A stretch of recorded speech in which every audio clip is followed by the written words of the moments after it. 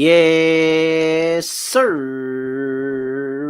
Welcome into the NBA Basketball Betting Pros live stream. I am your host, Terrell Furman Jr., here at your service, and we have a lot to talk about in NBA playoff hoops. First off, uh, sayonara probably feels like the wrong word to be saying here, Seth. I don't know what you say to people who are vacationing, pina colada, whoever, whatever you say to vacationers, shouts out, bon voyage, whatever you say to vacationers to Matt. Matt's out there on vacation. So I'm holding it down for us, just us, getting it done. So we're going to go through four games here in the NBA slate here. Really great. Yeah, pina colada is such a great thing to say to vacationers. I agree, producer Seth in the background, in my ear or on the screen, whichever way you want to take it. So let's look at a couple of games we got going on here. I don't have a lot going on in the first game that's about to tip off literally when this stream is over. The 6 p.m. game here on the East Coast. We have, West Coasters, by the way. I'm sorry. I know I get really, really distracted. The having a 3 o'clock game while you're still at work at the end of your work day where you just get to not pay attention. You guys probably aren't even in the office right now. You probably already made your way to some local bar to watch the game or something like that. Very, very good for the West Coasters to be able to have a 3 p.m. tip game right here. But we've got the Indiana Pacers and the Milwaukee Bucks. The Indiana Pacers have opened up at 6.5. It is 8 now. 222 is the total. I think that Milwaukee is done. Now, if you told me they're not, I would understand. I completely would understand. I think that it's a situation of Doc Rivers when he has his back against the wall, always wins this random game when you think they're probably out of there, where they're probably getting swept, or they're probably getting a gentleman's sweep, and he wins this random game. Like they did it last year against the Pacers, where they were able to steal game 5 and then they lost in game 6, and that was it. But if you told me that was a possibility, I would listen and I would believe you, and I would not get mad at you for making that bet. But for me, I'm done with Milwaukee. I can't do anything else with Milwaukee. And shouts out to Kai in the chat asking a great question, because that's exactly how I would play this. You either take Giannis to have a big game or you just take the Pacers. Because if Giannis doesn't have a huge game, if Giannis doesn't go put up some 35, 40 points in this game, have a bunch of assists, go and is a monster on the boards, there's no way they're even in it close to the game. Like they cannot win this game without Giannis because they don't have enough offensive options. Like it's not that the Indiana defense isn't giving them looks. They just don't have the offense right now, especially with Dame going down. But even when Dame wasn't playing and he was just on a minor injury and now he has a major injury, they couldn't find the offense. You had a random 30-point game from Gary Trent Jr., and that's how they got a win in this series. They're going to need Bobby Portis. They're going to need Kevin Porter Jr. They're going to need Brook Lopez. They're going to need all of these other guys to have. AJ Green has to have a big contribution coming off the bench. Gosh, they're not doing it. It's not happening in this series. This isn't a matchup for them. I can't get there on Milwaukee. I understand people that are, because there is a case to be made. Indiana is not a team that you want to lay a bunch of points with just thinking that they're going to be, they're cruising and this is easily going to be Indiana. They're not trustworthy like that. Completely understand. Doc Rivers, really, really hard man to trust. Completely understand. But he does win some of these games. I understand if you're on the Milwaukee side. I just can't do it. No way. Give me Giannis or no bet here. I think Giannis over PRA is a good play. I think Giannis points is a good play. And that's about it here. Maybe let's look at the prop bet cheat sheet. See what the prop bet cheat sheet says here. Like the prop bet cheat sheet likes Bobby Portis in this game. I think Bobby Portis is a good play, but Bobby Portis has kind of been up and down in this series. I kind of don't want to play with it, but they're gonna need him. They're gonna need him. The prop bet cheat sheet likes Brook Lopez for threes. I think that he's gonna have to hit 2 to 3 threes on the outside, spread the floor, get Miles Turner out of the paint. So there's some options here, but I just can't get there. This isn't my favorite game on the board, I will admit. All right. Make sure you all go get into the player prop contest. By the way, you can hop in the prop bet cheat sheet and hop into that player prop contest and be able to add a whole bunch of plays. You can do it right now because guess what? If you enter free to the Betting Pros app, you can win round by round. So even if you enter just now and most of the first round is over and you don't win the Sean Kemp jersey, that's fine because we're going to have another prize for round 2. And the grand prize, oh, the grand prize is an Allen Iverson signed jersey. And I know you're going to want a piece of that. So all you have to do is go to the Betting Pros app, and then you can go in there and you can enter player prop picks into the contest, and you'll have a chance to win that Sean Kemp jersey, an Allen Iverson jersey, or something else. So head over there to the Betting Pros app or bettingpros.com/playoffs. All right, let's see. Let's tackle the chat real quick for a couple of questions. Can KPJ get to 13 points, you think? I mean, so I'll say this. I bet KPJ in what game just happened? So that was game 4 that just happened because this is game 5. Yes, so that was game 4. So I bet KPJ in game 3. He didn't get there. I didn't bet him in game 4, and he didn't get there. I'm not betting him again tonight. So do with that what you wish. But I think that he can get there. I would have liked to bet him at home as a role player rather than on the road here. I don't know if that's the better split for him on the road to be able to get this done, but I'm just kind of out on like a lot of the role players of the Bucks. Like I just don't want to play those guys right now. How much do you personally trust cover probability for BP? Do you shave a bit off or no? I trust it. I like to go and filter by EV. If you hit the how you filter and look through it, you can filter by cover probability, by differential bet rating. I like EV. That has worked better for me in using the better EV plays. So you can go check over there like that. All right, let's get into the next game here. We've got my New York Knickerbockers, who are at home going to play the Detroit Pistons. Pistons are catching 5.5 here on the road. 214.5 is the total. This is my first stomp play of the day here. I'm going with the Pistons plus 5.5 here. I'm fading my New York Knicks. Take it with a grain of salt, but I am fading my New York Knicks here because I can make the case that the Knicks could be down. Honestly, I can make the case that the Knicks could have got swept and the series could be over. Like that, there's a very good case that could be made in how the Pistons blew that first game and how the last game turned out. Like there's a very good chance that the Knicks could be down big in this series right now if the ball bounces a couple of ways, or maybe the refs actually blow the whistle for once in that last game. And so I think the Pistons actually have that to feel confident about themselves down 3-1. I will let you know that I already do have Knicks 4-2 in my pocket. So I am just betting on top of what I already am betting on instead of hedging the other way, because this was a part of the handicap when I bet Knicks 4-2. This was 100% part of the handicap. I said there's a good chance that Detroit goes down 3-1 in this series, and I do not trust the New York Knicks to close out in a game 5 at home.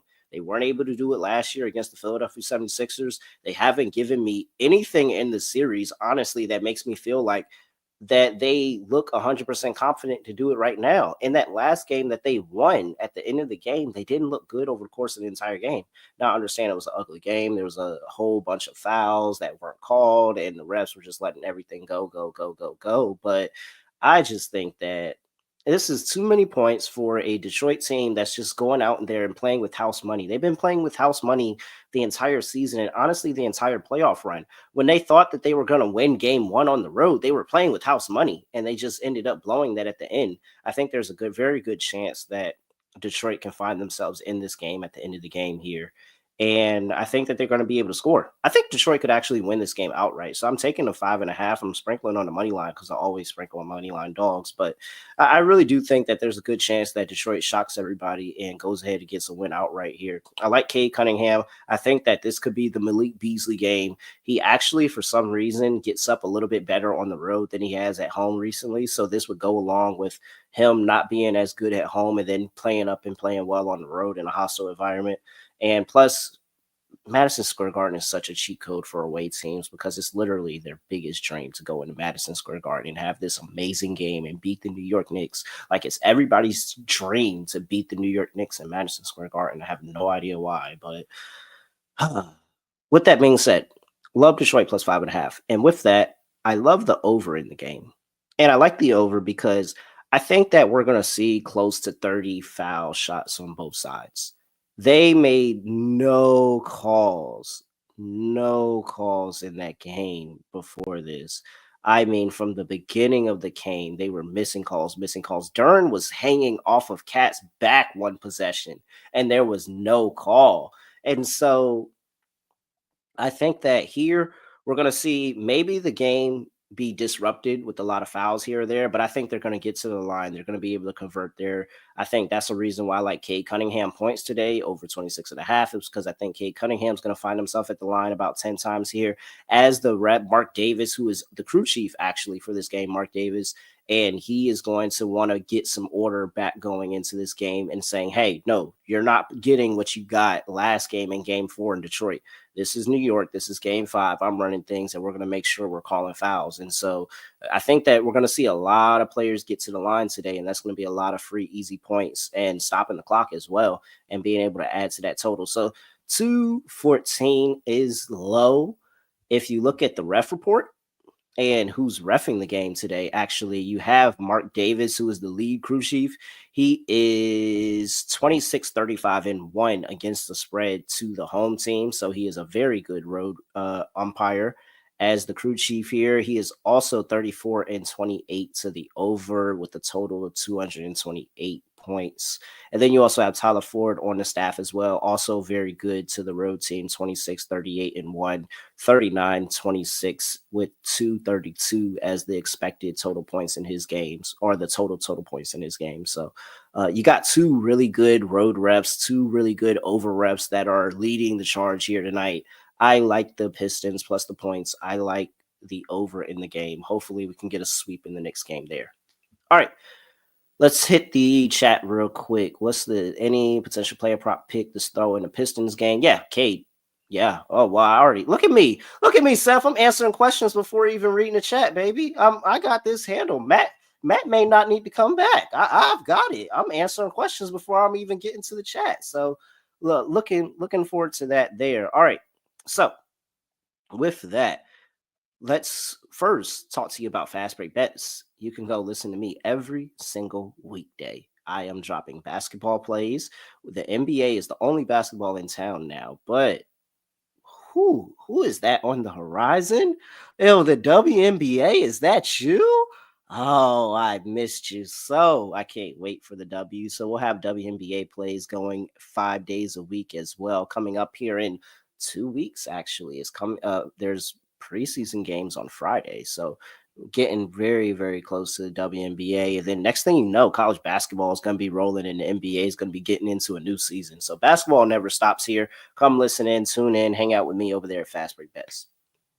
All right. Is Beasley waking up for a few three balls tonight? I am going to tell you that he's 100% going to have a good game today because I'm not betting it. So take that with a grain of salt. I have bet Malik Beasley a couple of games in a row here, and he's really, really made me eat a bowl of crap multiple times, and I'm not betting him again. I have said it all day. I think Malik Beasley is going to go off, but I'm not betting it because I don't have any more to give to Malik Beasley right now. So best of luck if you decide to play Malik Beasley today, but I'm over him. I'm over it. Second most threes in the league this year, Seth, producer Seth in the background. Second most threes in the league. And I couldn't get enough threes for a parlay from him. It's crazy. Insane. So tired of Malik Beasley. All right. Let's get into the third game here on the slate. We've got the Orlando Magic on the road going to play the Boston Celtics. Celtics up 3-1. Celtics laying 11.5. 198.5 is the total. I really Roger's saying, Matt, you changed. It's really killing me. I really would love if Matt was here. So I could tell him because he would sit here and he'd tell you, oh, it's Boston. They're really, really good. I mean, yeah, they don't need Drew Holiday. They don't need Jaylen Brown. They don't need Jason Tatum. You could tell them they don't need the whole starting five and they could still beat the Orlando Magic. But they haven't covered this line of 11.5 is what I would say to Matt. I'd be like, Matt, they're winning these games, but they're not covering 11.5.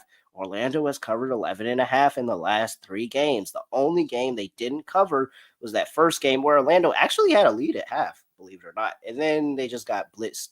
And that was the only game that Drew Holiday, Jason Tatum, and Jaylen Brown all played, I believe. After that, Jason Tatum was out. And then after that, Drew Holiday has been out, and Drew Holiday's still out. And in fact, Drew Holiday is so I've gotten to the point where I've realized that Drew Holiday is the piece on the Celtics that has to be there if they're still going to work. Like you've seen the Celtics go without Jason Tatum and win a game. They've gone without Jalen Brown at times and won games. But Drew Holiday, they may be winning these games, but I promise you, they are way more scared than they thought they would be. And it's because Paolo Banchero and Franz Wagner have been able to just score. Like they're able to get to the rim and score. But Drew Holiday, I think in what game one, they were like 1 for 11 against Drew Holiday, but everybody else they were torching. So no Drew Holiday there really does mean a lot for this Celtics team. And I think that's the tipping point for me where I'm saying this is too many points for an Orlando team that knows how to play Boston. They know how to throw that kind of weird defense out there, get Boston off their spot, get them uncomfortable, get them turning the basketball over, and then be able to convert with their two stars. Unfortunately, I am in a good situation because I have Boston to win the series 4-1, and I also have Orlando plus 1.5. No, plus 2.5. I'm sorry, plus 2.5 at severe plus money. I believe it's at plus 190 as well. So I'm happy with if Orlando goes out here and gets the outright win, I get Orlando plus 2.5. If Orlando doesn't win, then I get to cash my Boston for 1. So I mean, I'm good. But I'm also degenerate. I remember when Trae Young went into Boston for game 5, and I had a Hawks plus 2.5 ticket. And Trae Young hit a dagger 3 and cashed my Hawks plus 2.5 ticket. I don't know. I just feel like foolishness may come about. So maybe Orlando wins outright. But I definitely like Orlando plus points. Give me Orlando plus 11.5 here. I think they're going to be able to get it done. Shout out to Michael Coleman from the future. Bucks fold early. Yeah, I believe it. I'm so done with the Milwaukee Bucks. I really am over them. All right. So I'm on Orlando. Orlando's kept this series really, really close. And I'm not gonna lie to you. If there was one team outside of Cleveland that I think matches up best with Boston, it's Orlando. It's just Orlando doesn't have that extra killer to give them some offense for them to be able to get a win. So I like them to keep this close. I would play a Boston 1-10 if somebody likes those odds there. But Orlando plus 11.5 is the play for me. Let's see. Before we get to the last game of the slate, got to talk to you about Matt Show. And he's got the Daily Juice. I'm a long time listener of the Daily Juice, believe it or not. I was listening this is way before I was betting pros, Terrell, before I was sports betting. This is all the way back when I was just a little old second lieutenant Terrell Furman there in the Air Force and listening to Daily Juice every single day in the morning and just getting the bets for today. So you should do that too. Telling you, it's a wild ride to be on, and it's a great ride to be on. You can listen to Matt. He's not just going to talk to you about basketball, NFL, golf, MLB, hockey. I mean, he does it all. Like, he really does it all. I think I'm a Swiss Army knife. Matt is the real Swiss Army knife. So go check him out and the Daily Juice podcast, wherever you get your podcasts. All right, Sam's asking, how high would I climb on a Paolo Banchero PRA total? What's the number at? Whatever the number is at, I would go. You know how they have like 5 bars and then it's like plus money in each one. Whatever the number is at, I would go 2 over. And that's probably like plus 250, plus 260, something like that. Now I have to go up here and look up a line to give. But if I were doing it, that is how I would do it because Bankero just hasn't been able to be stopped. Like honestly, they haven't had any answer for him. So what is 50 at plus 270? There you go. That looks pretty solid. And I could see something like that. Like he's been walking into basically 30 points. I think he actually could get a decent amount of assists and them trying to force the ball out of his hands. Maybe I would just play the points part a little bit more than the PRA part because I just trust Paolo Banchero to go score. But I think he's going to do it in all aspects. So I like a PRA on Paolo Banchero, of course. If I like Orlando, of course I like Paolo Banchero. Let's see. So what else we got here, folks? Oh, it's the game of the night. Well, the game of the night for me, at least the one that I feel more confident about. The Los Angeles Clippers are on the road going to play the Denver Nuggets. Series is knotted up 2-2. It's a best of 3 now. I'm going to make a very bold call. I don't think Denver wins another game. That's it. I think they're done. They've gotten the two that they were going to get. Because the longer this series goes on, the more this series plays into the Clippers. Case in point, number one on Denver's side of the ball. You have Michael Porter Jr., who has a shoulder injury.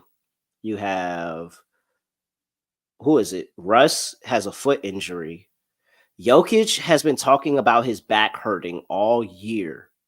Granted, he still plays and he looks fine, but his back does hurt. Like he's not the healthiest person out there. They're really like limping across the finish line here. And then Aaron Gordon has had injuries and been injury management all year. So like they're really limping across the finish line here. And so the longer that this series goes on, I think the worse that Denver is off and the better it is for the Clippers because one, the Clippers are a deeper team. I trust more of their options, even though they may not been as consistent, like a Bogdanovich who hasn't been played his best. But I'm sure that maybe there's a chance that Bogdanovich has a good game here tonight. They still got Amir Coffey hanging out there on the bench. Like they have a lot of really good talented players that can play both sides of the ball. And Denver doesn't have all of that. Who is Denver going to throw out there? Strawher? Is it Jalen Pickett? What's the other guy's name? Tyson, Neon. Like, who are these guys that they're throwing out there? So I think that a longer series bodes well for the deeper team. They also have Ty Lue, who I don't think is the best of coaches, but what Ty Lue does well is Ty Lue is very good once he gets into the meat of a series. Ty Lue always drops a couple of games early, and then he figures it out at the end, and he finishes the series out strong for the most part. So I think this is a situation here where you're going to have adjustments here from Ty Lue, who more veteran head coach than an Alderman who is in his first year, interim head coach, coaching into the late part of a playoff series for the very first time. I don't think it's going to be easy. I understand he has Jokic with him, but it's different when Kawhi Leonard is coming down at you and you got to constantly figure out ways to force the ball out of Kawhi Leonard's hand or he's going to go for 30. And that's a quick way to lose this game. And then if James Harden decides not to sabotage himself, that's a quick way to lose this game. Like I just think the Clippers are just far way better team. And you could tell me that the Clippers honestly could have a sweep here because I think the Clippers honestly could have won game one. And I think the Clippers honestly could have won that last game in game four. Like, shoot, if you ask me, I say he was still touching the ball when the light turned. Everybody else says he wasn't, and I respect everybody else. But as somebody that was on the Clippers, I'm going to say that he was touching the ball. It was very, very close. And the Clippers kind of put themselves in a hole where they had to drag themselves out of that game and put themselves in that situation. I don't think they put themselves in a hole tonight. I think it's all Clippers all the way. They handle business, handle it early on the road in Denver. I like the Clippers. I took the Clippers money line on Fast Break Bets. So make sure you go check out Fast Break Bets on BettingPros YouTube. And that is shouts out to Seth with the quick graphic there. Yeah, I had to throw in a quick little promo for Fast Break Bets, but yes, I did give that out on Fast Break Bets. So let's have a little drop some questions in the chat before we get up out of here too, if you need anything else. But let's do a quick little recap of what I like here on the show. I really do like that Knicks Pistons game. I think that the general consumption is the Knicks are going to close out here. But as a Knicks fan, I'm telling you, they always make it harder than it needs to be. Always make it harder than it needs to be. Fade the Knicks today. Pistons plus 5.5. Also taking the over. I think that there's going to be a lot of fouls called here today. I think we're going to get a bunch of stoppage in the clock. We're going to get a whole bunch of extra free throws. And it's because that game was so poorly officiated the game before. They're going to have an overcorrection there. And any game the Pistons have been in is gone over. And not the game they won, but in terms of playing New York, they've gone over the total in those close games more often than not. So I like the Knicks Pistons to go over. We got some over reps in that game as well. And then Orlando plus 11.5. Boston hasn't been able to put Orlando away, man. They had it in that first game, game one, when they had Drew Holiday, they had Jason Tatum, they had Jaylen Brown. But once they started dealing with injuries, they haven't been able to put them away. And Orlando's been able to answer and keep it close. So I like them to keep it close here again. Give me Orlando plus 11.5. And then, of course, I got my fast break bets play of the Clippers money line. Make sure you get that Clippers play. That's my favorite play on the board. Easy. I before this series, I said Clippers are gonna win 4-2. Still standing by it. Clippers win 4-2. They sweep the last two games. Plus 165 for anybody else that's interested. All right. With that is just about it. You got 3 minutes to get some bets in for that Milwaukee Bucks game. If you have to bet it, because I'm not betting it, but if you have to, Pacers team total over is the look that I would give. Because I don't trust the Pacers to lay points. I'm sorry. But the Milwaukee Bucks actually haven't been able to play defense for what? 75% of this series? Yeah. Completely fading the Milwaukee Bucks defensively. So Pacers team total over if you have to play it, but I'm not playing it, just so you know that. All right. With that is it. Seth, we did it. It was just us this time. Next time around, you see me, you see Matt. And are we talking about No, man. WNBA is almost here. No, we're not talking WNBA next time around, but maybe in a couple of weeks we'll have some WNBA to talk about. All right. With that is it. Best of luck to everybody. And I have nothing else to say, nothing else to do. No other way of ending this live stream. Just kind of like this. We're out of here.